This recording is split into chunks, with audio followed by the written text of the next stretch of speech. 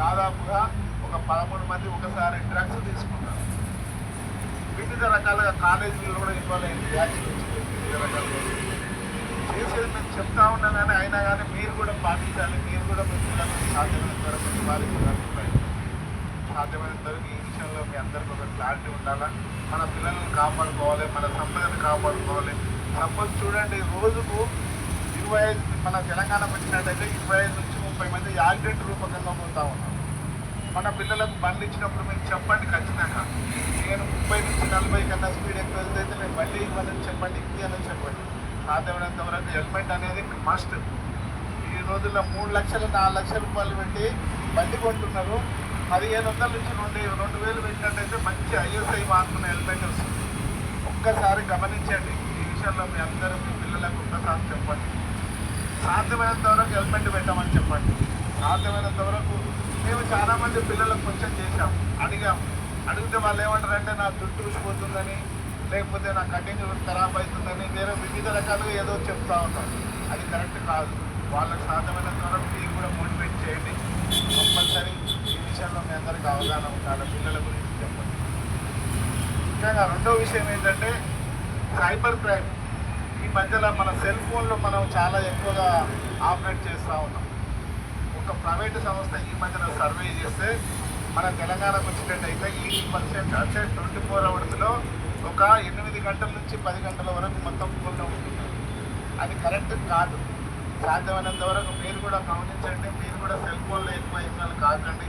Cell ఫోన్ను నివారించండి. సాధ్యమైనంత వరకు మనం ఎక్కువ సెల్ ఫోన్లో ఉంటే అనవసరమైన యాప్లు ఇస్తూ ఉన్నారు. వాళ్ళు ఆ యాప్లను మనం క్లిక్ చేస్తూ ఉన్నాం. క్లిక్ చేయడం వల్ల జరిగేటువంటి లాస్ మనకు అవుతుంది. దాని గురించి మీ అందరికీ సహజం మామూలుగా చెప్తా ఉన్నారు, కానీ మీరు కూడా దయచేసి కానీ ఎలాంటి యాప్ ఇచ్చినా కానీ రిస్క్ చేసుకోకండి. ఈ మధ్యలో ఒక సైబర్ నేరస్తుడు నాకు ఎమర్జెన్సీ హార్ట్ ప్రాబ్లం ఉందని చెప్పాను, కాల్ చేసి అందరు 1 రూపీ అందరు కొట్టుకుంటూ వెళ్ళిపోయారు. 1 రూపీ అంటే అతనికి కావాల్సినంత టార్గెట్ అమౌంట్ అయింది. అమౌంట్ అయిన తర్వాత అతను ఏం చేశాడంటే ఒక 6 నెలల తర్వాత హైయెస్ట్ అమౌంట్ ఎవరి అకౌంట్లో ఉందని చెప్పని వాళ్ళు మళ్ళీ సెర్చ్ చేసుకుంటూ వచ్చాడు. కంప్లీట్ సెర్చ్ చేసుకుంటూ వచ్చాడు. కుషాయిగూడలో ఒక ఎంప్లాయీ, ఆయన నేవీ ఎంప్లాయీ, రిటైర్డ్. ఆయన అకౌంట్లో నుంచి ఆయన కూడా 1 రూపీ పేమెంట్ చేసిన తర్వాత 6 నెలల తర్వాత మళ్ళీ అతనికి కాల్ చేసి మీరు ఓఆర్ఆర్ టోల్గేట్ దాటిరు, మీరు డబ్బులు కట్ కాలేదు, మీరు ఓటీపీ నెంబర్ వచ్చింది చెప్పండి అని చెప్పి కాల్ చేసిండు. ఆయన అనుకున్న టైం ఫోన్ చేసే టైంకి 10 నిమిషాల ముందే ఓఆర్ఆర్ దాటించిండు. అంటే టోల్గేట్ పాస్ అయ్యింది బయట చెప్తాను. దాంట్లోకి వచ్చిన తర్వాత టీకే అవి మాకు పతారం అని చెప్పని అన్నారు. ఆయన తర్వాత ఏది ఫోన్ తీసుకొని ఓటీపీ నెంబర్ చెప్పేసి 75 లక్షల రూపాయలు ఒకటేసారి వెళ్ళిపోయింది. 75 లక్షల రూపాయలు.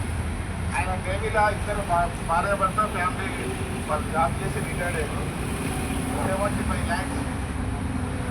విషయం మనం అందరం గమనించాలి. ఆయన ఎప్పుడే మళ్ళీ మెసేజ్ వచ్చింది ఐసిఐసి బ్యాంక్ వాళ్ళు ఎప్పుడైనా ఆయన కాల్ చేశారు, ఏంటి మీరు డబ్బు ఇంత డ్రా చేసేదంటే లేదు సార్ నేను డబ్బు డ్రా చేయలేదంటే ఓటీపీ నెంబర్ ఎవరైనా చెప్పారంటే ఇప్పుడే చెప్పాను ఇట్లా ఎప్పుడే సైబర్ నేరస్తుడు అక్కడ చూస్తే ఆయన ఎప్పుడే 1930కు కాల్ చేసి 1930కు కాల్ చేయడం వల్ల ఎప్పుడే ఆ డబ్బులు ఆ సెకండ్ అకౌంట్లో పోకముందే మన వాళ్ళు సైబర్ క్రైమ్ వాళ్ళు చేసేందుకు ఆగిపోయారు. కాబట్టి దయచేసి మీరు మీ పిల్లలకు కూడా చూడండి. ఈ విషయంలో మనం ఫోన్పే గూగుల్ పే చేస్తూ ఉంటాం. సాధ్యమైనంత వరకు చూడండి, అది కూడా నివారించండి. కరెక్ట్ కాదు. సాధ్యమైనంత వరకు క్యాష్ రూపంగా ఇవ్వండి. క్యాష్ రూపంగా మనం ఏం చేసినా కానీ నడుస్తుంది. కానీ స్కాన్ చేయడం అనేది చాలా రకరకాలుగా నేరస్తులు ఈ రోజుల్లో చాలా మనకు మొన్న మా గుణసత్రంలో ఒకటి జరిగింది. వాళ్ళు ఏం చేశారంటే షాప్ వస్తారు, బట్టల షాప్, స్కానర్ ఎక్కేసిండు, లోపల సైడ్ గోడకు పెట్టిండు. మామూలు ఎవరు వచ్చినా ఇట్లా ఇక్కడ స్కాన్ చేయండి అని చెప్పారు. వాళ్ళు అదే చేసిండు, మీ షాపు బిజీగా ఉంటే ఒక నేరస్తుడు చెక్ చేసిండు, స్కానర్ మీద ఇంకో స్కానర్ పెట్టేసి ఏంటి ఈయన మధ్యాహ్నం వరకు షాపింగ్ అవుతా ఉంది, అంతా ఎందుకు మెసేజ్లు వస్తలేవు, స్కాన్ అవుతా ఉన్నాయి అని చెప్పి చూస్తే డబ్బులు అప్పటికి పోవడానికి ఎక్కువ వేసి పెట్టారు. దాదాపు 4 లక్షల రూపాయలు పోయినాయి. కాబట్టి ఆ తర్వాత ఏమైంది, మళ్ళీ వీళ్ళని కూడా టార్గెట్ చేసింది. ఎవరైతే పేమెంట్ చేశారో వాళ్ళని కూడా టార్గెట్ చేశారు. స్కానర్ ద్వారా చేసినటువంటి పేమెంట్ వాళ్ళని కూడా స్కానర్ వాళ్ళు అందుకని ఇద్దరికి మళ్ళీ సైబర్ నేరస్తులు వివిధ రకాలుగా చేశారు. కాబట్టి ఇవన్నీ మీ అందరికి తెలిసి ఉండాలి. సాధ్యమైనంత వరకు కార్డు ఇచ్చేయండి. కార్డు ఇచ్చేసే వల్ల తప్పులేదు. కానీ ఏదైతే మనం పొరపాట్లు చేస్తున్నామో మనం ఆన్లైన్లో సహాయం చేస్తే అది మనకు దుష్మణంగా తయారవుతుంది. సాధ్యమైనంత వరకు దాన్ని నివారించడం, సాధ్యమైనంత వరకు క్యాష్ రూపకంగా సాధ్యమైనంత వరకు చేయండి. క్యాష్ లేదంటే కార్డు చేయండి. కానీ మనం ఆన్లైన్లో కూడా వివిధ రకాలుగా చాలా యాప్స్. ఇంకొకటి ఏంటంటే బహుశా మొన్న ఒక ఇద్దరు అమ్మాయిలను వాళ్ళు డ్రాప్ చేస్తూ ఉన్నారు సైబర్ నేరస్. వాళ్ళు స్టార్టింగ్లో ఎప్పుడో ఒకసారి పాల్గొన్నారంట. పాల్గొన్నందుకు వాళ్ళని వివిధ రకాలుగా ఫోటోలు పెట్టి వాళ్ళని భయపెట్టించి వాళ్ళని వివిధ రకాలుగా టార్గెట్ చేస్తారు. వాళ్ళు భయపడ్డారు. లాస్ట్ పోలీస్ స్టేషన్కి వచ్చారు. పోలీస్ స్టేషన్కి వచ్చిన తర్వాత వాళ్ళని పట్టుకుని వచ్చి వాళ్ళు వేరే రాజస్థాన్, హర్యానా, ఢిల్లీ అక్కడక్కడ దూరంలో ఇవన్నీ ఎందుకు చెప్తున్నామంటే సాధ్యమైనంత వరకు మనం తెలిసి చేసే మోసాలు సాధ్యమైనంత వరకు నివారించండి. సాధ్యమైనంత వరకు మనము ఇలాంటి నేరస్తులకు మనం అవకాశం ఇవ్వకూడదు. కంపల్సరీ ఈ విషయంలో మీ అందరికీ ఒక అవగాహన.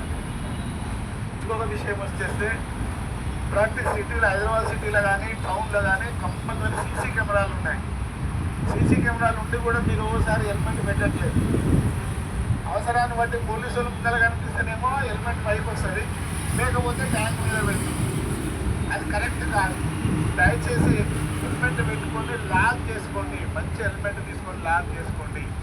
సేఫ్టీ ఉంటుంది.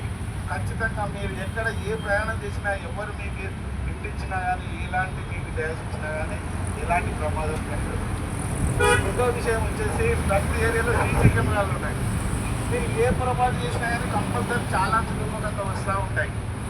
Signal jump, long route, triple riding ఇవన్నీ వస్తూ ఉంటాయి. కాబట్టి ఏడైతే యూటర్న్ ఉందో అక్కడికి వెళ్ళి యూటర్న్ చేసుకోండి. అనవసరంగా పోయి మీరు మధ్యలో యూటర్న్ చేసినట్టయితే సపోజ్ ఏదైనా అపాయం జరిగినప్పుడు చాలా మనకు ప్రాబ్లమ్స్ వస్తాం. అదేంటంటే ఇన్సూరెన్స్ వాళ్ళు కూడా ఈ మధ్యలో కరాగాడిగా చెప్పేసేస్తున్నారు. సపోజ్ ఏదైనా ఇన్సిడెంట్ అయిందంటే ఆ ఇన్సిడెంట్లో ఖచ్చితంగా వాళ్ళు ఏం చెప్తున్నారు, నువ్వు ఎక్కడైతే యూటర్న్ ఉందో ఆ యూటర్న్లో కాలేదు, యూటర్న్ నువ్వు మధ్య నుంచి రాంగ్ రూట్లో పోయి యూటర్న్ అయినావు, నీకు నేను ఇచ్చే బెనిఫిట్స్ ఏవి కూడా ఇవ్వము అని చెప్పని చేస్తున్నారు. కాబట్టి సాధ్యమైనంత వరకు మనకున్న యూటర్న్ ఎక్కడైతే ఉంటుందో ఆ యూటర్న్లో యూటర్న్ చేసుకోండి. సాధ్యమైనంత వరకు సేఫ్టీ ప్రయాణం చేయండి. ఇవన్నీ ఎందుకు చెప్తున్నాం అంటే ఇన్సూరెన్స్ వాళ్ళు మనం డబ్బులు కట్టిన తర్వాత కూడా మనకు వివిధ రకాలుగా ఇచ్చేస్తాం. మరి కరెక్ట్ కాదు కదా, మనమే లాస్ అయిపోతాం. సాధ్యమైనంత వరకు ఇవన్నీ మనకు తెలవక కొన్ని పొరపాట్లు చేస్తాం. ఒక 1/2 కిలోమీటర్లు 10 నిమిషాల గురించి కాదు మనకు కావాలి. మన సేఫ్టీ ప్రయాణం మనం అందరము మంచి వాతావరణం ఉండాలంటే కొన్ని ట్రాఫిక్ రూల్స్ పాటించడం తప్పదు. కానీ లాస్ట్కి వస్తే పోలీస్ వాళ్ళకు వివిధ రకాలుగా టార్గెట్ చేసి తిరుగుతూ ఉంటారు. కానీ అది మా గురించి కాదు, మీ గురించి మేము చేసేది. ఏదైతే చట్టాలు పెట్టిందో ఆ చట్టాలు మేము పెట్టే చట్టాలు కావు. గవర్నమెంట్ ఆ పార్లమెంట్లో మనకి చట్టాలు ఇంప్లిమెంట్ చేయాలని పోలీస్ వాళ్ళకి చేస్తారు. పోలీస్ వాళ్ళు ఇన్వెస్ట్మెంట్ అయ్యి దాన్ని అమలు పరుస్తారు. కానీ పోలీసు వాళ్ళే కావాలని చేస్తున్నారు. పోలీసు వాళ్ళని చూస్తే రోజుకి ఏదో విధంగా అనుకుంటారు. పోలీసు వాళ్ళు కూడా కొంతమంది పొరపాటు చేయొచ్చు కాదు, అది కాదు కరెక్ట్. మనము పొరపాటు చేయకుంటుండి మనం ఒకరికి ఆదర్శంగా ఉన్నట్టయితే మనకు చాలాన్స్ రావు, మనకి ఎలాంటి అనవసరమైన యాక్సిడెంట్ రావు. ఈ మధ్యలో ఇక్కడ సాయి సంజీవన్ హాస్పిటల్ అని ఉంది మన కొత్తపేటలో. అక్కడ యాక్సిడెంట్లు డాక్టర్ ఆచరణ మన అక్కడ ఫేమస్ డాక్టర్ ఉంటాడు. ఆ డాక్టర్ గారు నేను ఒకసారి కాల్ చేస్తే మేము పోయాం. పోతే అక్కడ 100 వీల్ చైర్స్ ఉన్నాయి. అందులో 60% మొత్తం యువకులే ఉన్నారు. అంటే వివిధ రకాలుగా జరిగినటువంటి యాక్సిడెంట్లలో వాళ్ళ పేరెంట్స్తో మేము మాట్లాడితే వాళ్ళు చెప్పారు, సార్ మేము బండ్లు కొట్టించినాం కానీ బండ్ల మీద మరి యాక్సిడెంట్ చేసుకోమని చెప్పామా. వివిధ రకాలుగా చేసినటువంటి పిల్లలకు సేవ మేము చేయలేకపోతున్నాం. 3 నెలలు 4 నెలలు కాళ్ళు చేతులు వివిధ రకాలుగా యాక్సిడెంట్ అయ్యి పిల్లలు స్పీడ్ పోయి చాలామంది యువకులు వివిధ రకాలుగా వాళ్ళ పేరెంట్స్ చేయలేరు కదా. పెద్ద అయిన తర్వాత వాళ్ళ సేవ చేయాలంటే ఒక విధంగా ఉంటుంది కదా. కాబట్టి మనం సాధ్యమైనంత వరకు మన పిల్లలకు చెప్పండి. ఇది ట్రాఫిక్ ఎక్కువ ఉంటుంది. ట్రాఫిక్లో మనం సాధ్యమైనంత వరకు నివారించుకుంటే మంచి ప్రయాణం చేయగలుగుతాం, మంచి లైఫ్ ఎంజాయ్ చేయాలి. పిల్లలకు చెప్పండి సాధ్యమైనంత. ఇంకో ఇంకోటి ఏంటంటే మైనర్ డ్రైవింగ్ పిల్లలకు 18 ఇయర్స్ కంప్లీట్ అయినాక లైసెన్స్ ఇచ్చిన తర్వాతనే కంపల్సరీ బండి ఇవ్వండి. కొత్త చట్ట ప్రకారంగా ఖచ్చితంగా వారి మీద కేసు అవుతుంది.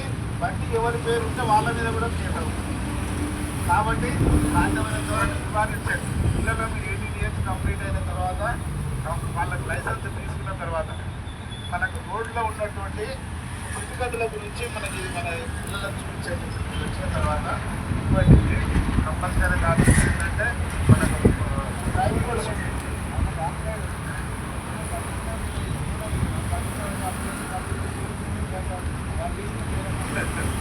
అట్లా ఉంటుంది.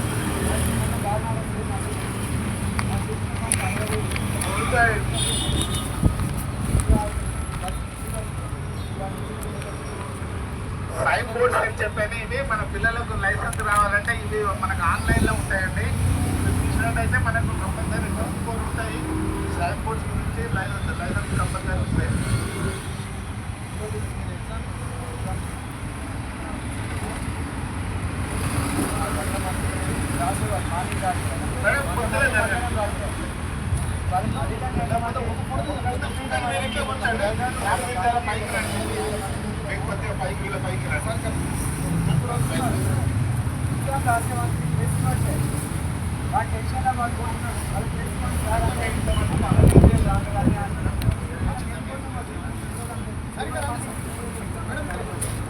ఇంకోటి ఇప్పుడున్న లేటెస్ట్ టెక్నాలజీ ఏముంది, కంప్యూటర్ ఆటోమేటిక్ క్లోజ్ అయిపోతుంది. వాళ్ళు ఏం చేస్తారు, ఆల్రెడీ ఒక రోజు ముందు ప్రొసీజర్ ఉంటుంది. ఆ ప్రొసీజర్ ఫాలో కావాలి.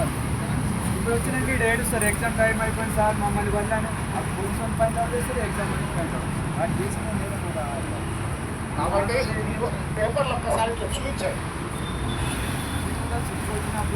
చెప్పండి అంటే మీరు ఎక్కడి బయట నుంచి వచ్చారా మేడం? మీరు ఎక్కడి నుంచి వచ్చారు మేడం? కటాచరు. అక్కడ కూడా సెంటర్ ఉంది. ఇక్కడ నుంచి వదిలి అక్కడనే ఇచ్చే బాగుంటుంది కదా. అంత దూరం నుంచి ఇచ్చేస్తే అసలు మొన్న నిజామాబాద్ నుంచి వచ్చారండి. నిజామాబాద్ నుంచి వచ్చారు. అసలు ఇది కరెక్ట్ కాదు సార్. అసలు నిజంగా మరి అక్కడ కుప్పడిపోవాలంటే నెంబర్ ఆఫ్ ఉంటుంది. అక్కడ కూడా నిజామాబాద్ నుండి వచ్చిండు. ఆల్రెడీ ఆల్ టికెట్ ప్రొసీజర్ ఉంటుంది. ఎగ్జామ్ కూడా థ్యాంక్ యూ సార్. అందరికీ మరొకసారి ట్రాఫిక్ రూల్స్ పాటించండి. అందరూ మీరు కూడా మీ పిల్లలకు చెప్పండి అమ్మా. చాలా సంతోషం. ఓకే.